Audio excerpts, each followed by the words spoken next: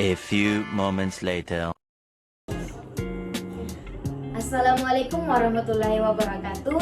Kami dari kelompok 1 mata kuliah Administrasi Bisnis, Prodi Kewirausahaan, Fakultas Ekonomi dan Bisnis Universitas Negeri Makassar.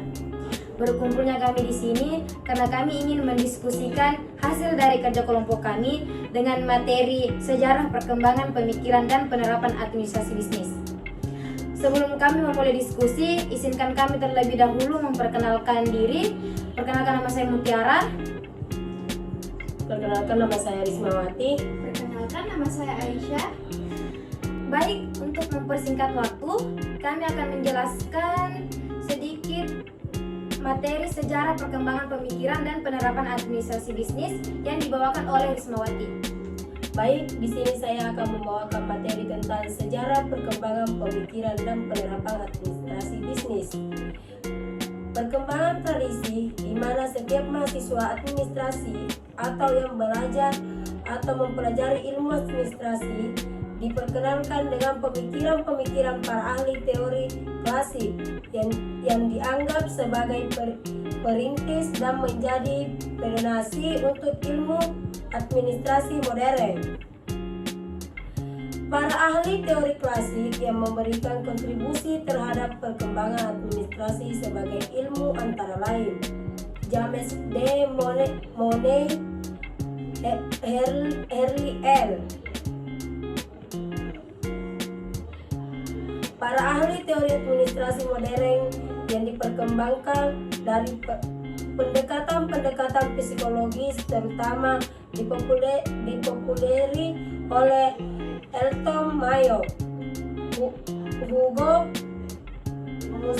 Musteber yang dikenal dengan aliran hubungan manusia dan juga aliran-aliran pemikiran teori perilaku, teori proses, pendekatan kumulatif, pendekatan sistem dan pendekatan kontingesi. Adapun pengertian luas dan sempit dari administrasi. Administrasi adalah arti sempit, yaitu berasal dari kata administratie atau bahasa Belanda yang meliputi kegiatan catat mencatat, surat menyurat, pembukaan ringan, ketik mengetik, agenda, dan sebagainya yang bersifat teknik ketatarusahaan. Administrasi dalam arti luas yaitu dari kata administration atau bahasa Inggris.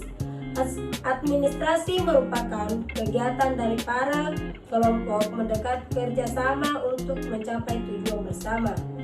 Selanjutnya, isu-isu perkembangan dan pemikiran administrasi bisnis. Isu-isu administrasi bisnis yaitu 1.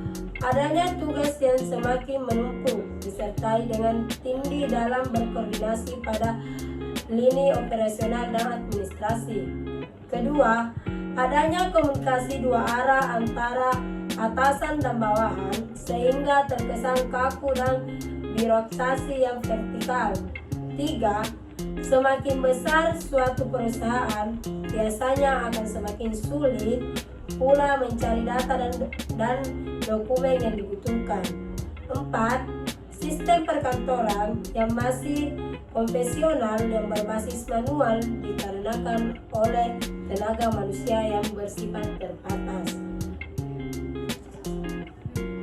Solusi dalam mengatasi masalah administrasi bisnis.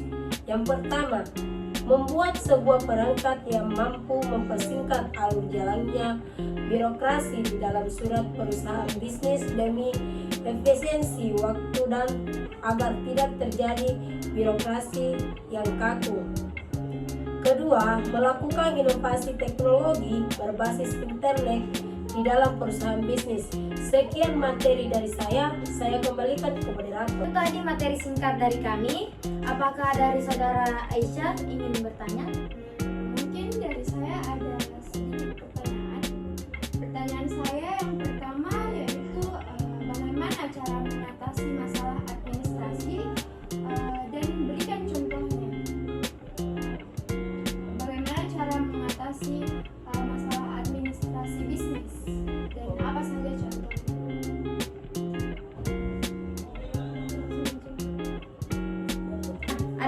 contoh masalah administrasi bisnis dan cara mengatasinya, yaitu pengelolaan keuangan masalah, kesulitan dalam melacak pengeluaran, pendapatan, dan arus kas.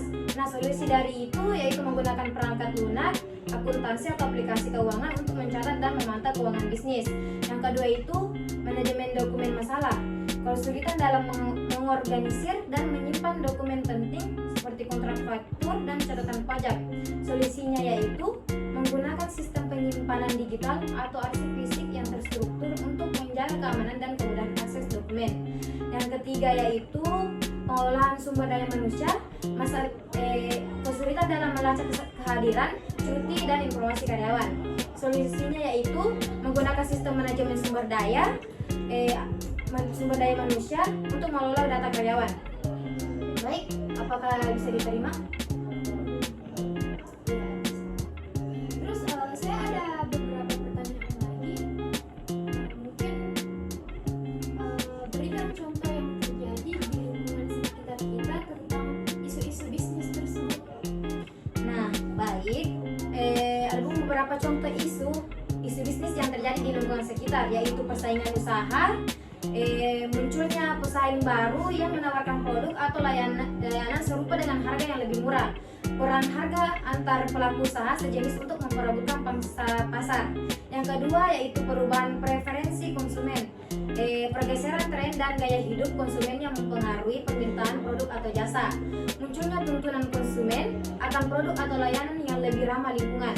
Yang ketiga, regulasi pemerintah, perubahan kebijakan atau peraturan pemerintah yang berdampak kepada kegiatan bisnis seperti peraturan pajak, upah minimum atau izin usaha, penerapan standar atau sertifikasi baru yang harus dipenuhi oleh pelaku usaha.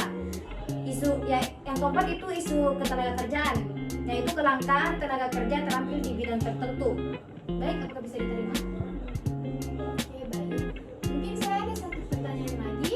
Baik, boleh. Pertanyaan saya itu bagaimana pemikiran administrasi bisnis dipengaruhi oleh faktor sosial, politik, atau ekonomi? Nah, baik, Saudara Risma mungkin bisa menjawab dari pertanyaan dari Aisyah.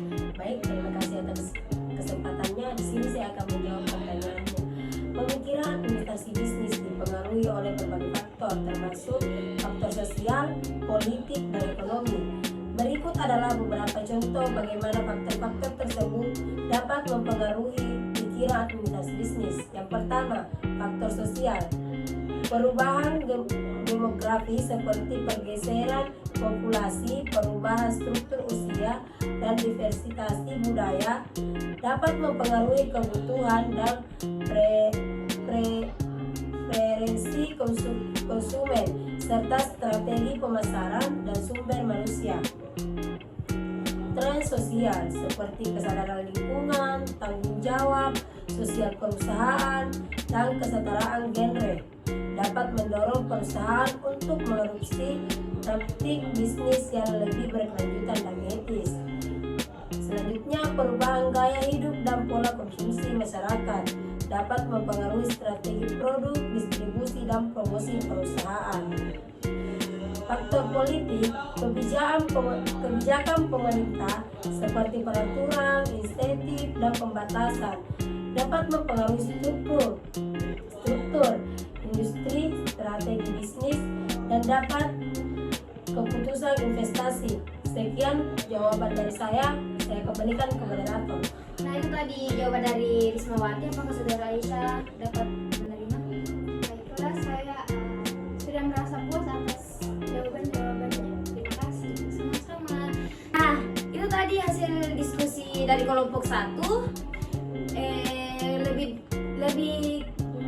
Lebih dan kurangnya mohon dimaafkan. Wabillahi taufiq wal hidayah. Wassalamualaikum warahmatullahi wabarakatuh.